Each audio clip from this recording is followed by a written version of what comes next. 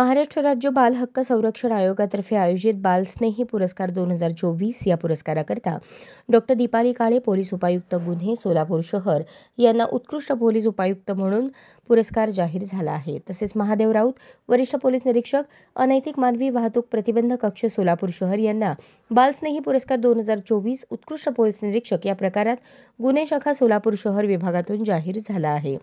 Police आयुक्त M. राजकुमार, सोलापूर शहर यांच्या नेतृत्वाखाली बालकांच्या संरक्षणार्थ केलेल्या कारवाईबद्दल महाराष्ट्र राज्य बाल हक्क संरक्षण आयोग, महाराष्ट्र शासन यांनी दखल घेऊन हा पुरस्कार जाहीर केला आहे.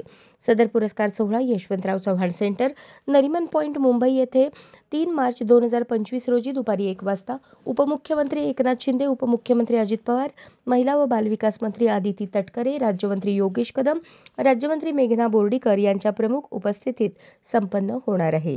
अशाच नवनवीन अपडेटसाठी जनता राज्य न्यूज चॅनलला सबस्क्राईब करा, लाईक करा आणि शेअर करायला विसरू नका.